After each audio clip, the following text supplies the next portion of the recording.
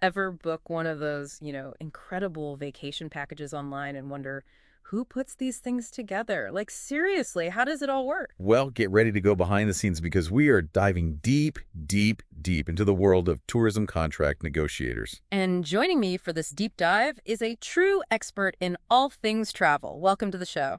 Hey, thanks for having me. I'm excited to dig into this. I bet. This is cool stuff, honestly. So we've got some really interesting info here from RoleCatcher. It's a website, but not just any website. Think of it like the ultimate insider's guide to this whole career. And what's really cool is that it's used by both, like people already working as negotiators A&D, those hoping to break in.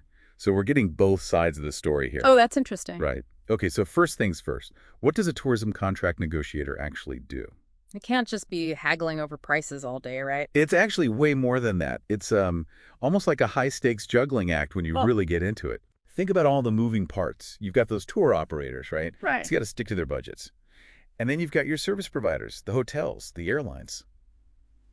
They need to make a profit too, obviously. Right, makes sense. And then, of course, you've got the travelers themselves. They're looking for that amazing experience, the best deal, and the negotiator. They're stuck right in the middle, making sure everyone is happy. Or at least as happy as you can be when you're talking contracts, right? Exactly. So it's like you're the diplomatic core of the vacation world. Pretty much. Except instead of like treaties and stuff, you're negotiating swimming pools and spa treatments. There you go. Okay, I'm getting that. That totally makes sense.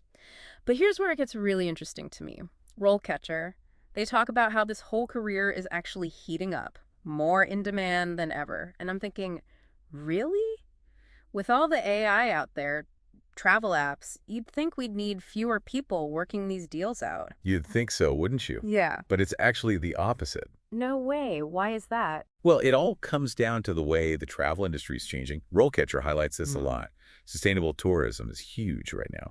And then you've got these niche travel markets, new technologies. It's not just about booking a flight and hotel room anymore. So walk me through that. What does that have to do with, someone actually hammering out these contracts? Imagine you're trying to, say, set up a deal with a chain of eco-lodges in the Amazon rainforest. Okay. This is way more complex than just getting the cheapest rate. You need to understand their sustainable practices, make sure the rates work for them and the tourists. Right. You might be dealing with language barriers, cultural differences. It's a lot. Wow, that is a whole other level of expertise then, isn't it? It's Yeah. not just knowing numbers. It's like you got to know people. Exactly. And that's where those softer skills that RoleCatcher talks about come into play. Yeah. Active listening, persuasion. Those are huge in this line of work. Yeah. Really? I guess I never thought about those as being like crucial job skills. I mean, they seem kind of basic, you know what I mean? Give me an example. How does that stuff play out in an actual negotiation? Okay, let's say a hotel owner doesn't want to budge on their rates during peak season. A really skilled negotiator, they'll listen closely and might realize, hey, this hotel has a huge conference space that's just sitting empty. Oh, I see. So they propose a deal where, yeah, the room rate is firm, but they'll include use of that space for a tour group event or something like that. It's a win-win. So it's about thinking outside the box, finding solutions that work for everybody. Exactly. Yeah. And that takes a deep understanding of the industry and being able to think on your feet. So what I'm hearing is this is the perfect job for someone who loves to travel, loves a challenge, and is basically a master diplomat. Sounds about right. But where do you even start in a career like this? I mean, it sounds amazing, but how do you break in? Thankfully, RoleCatcher actually lays out the career path pretty clearly, which is super helpful for anyone listening who might be intrigued by all this. We're going to dive into that in just a bit, so don't go anywhere. All right, so we are back and ready to map out that journey from tourism contract negotiation rookie to, dare I say, negotiation ninja.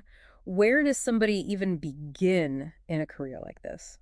Well, RoleCatcher, they really hit hard on getting that experience, Yeah. getting your hands dirty early on.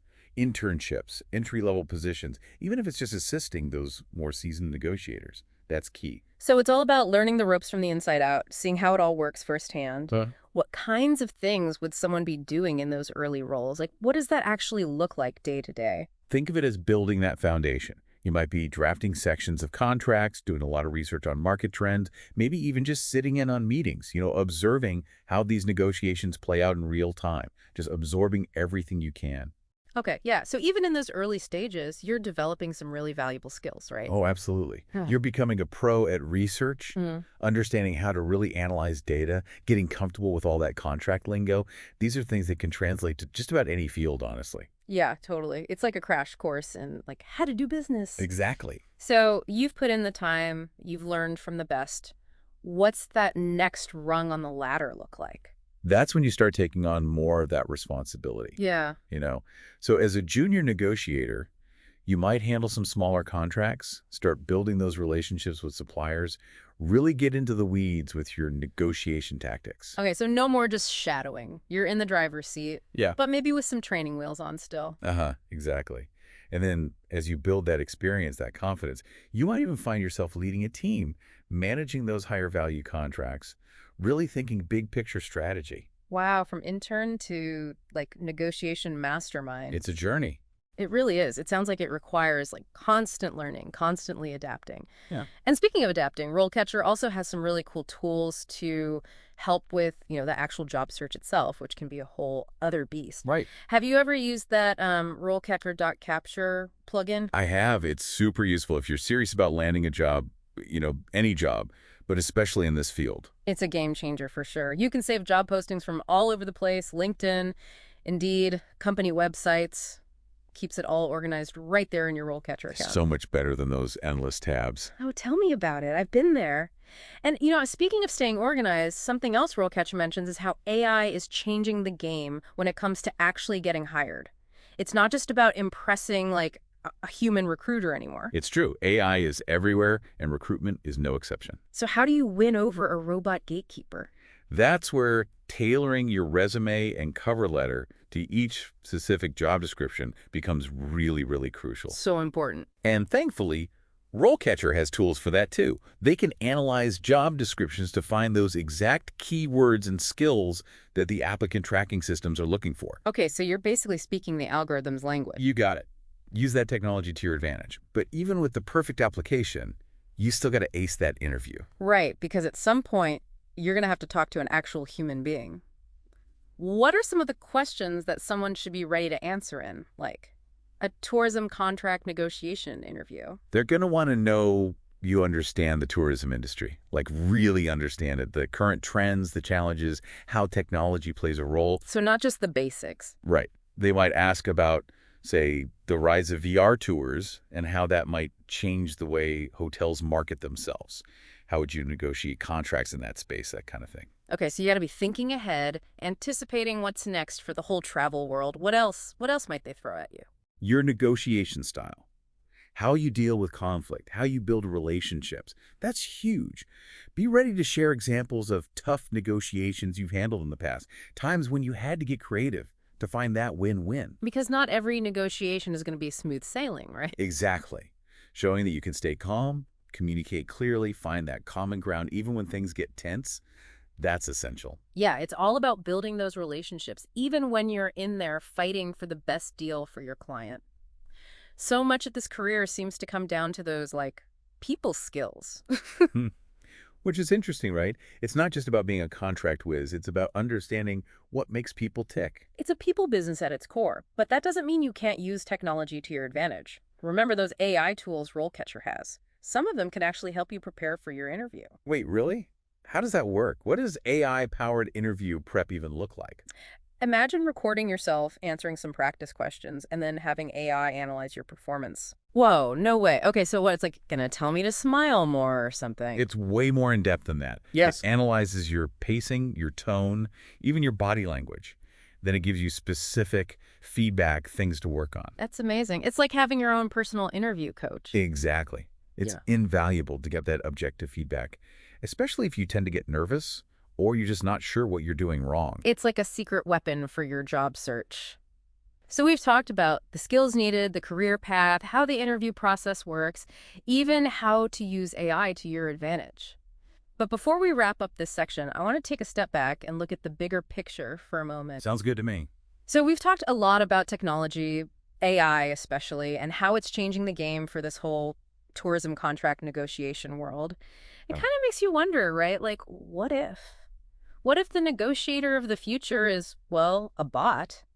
Now, that is a really interesting thought. And honestly, it's not as crazy as it might have sounded a few years ago. We've already got AI drafting legal documents in other industries, so Right, it's not that far-fetched. So you're saying theoretically, you could have an algorithm that analyzes like thousands of contracts, figures out the perfect price, all that stuff, and boom, it's churning out these deals super fast. theoretically, yeah.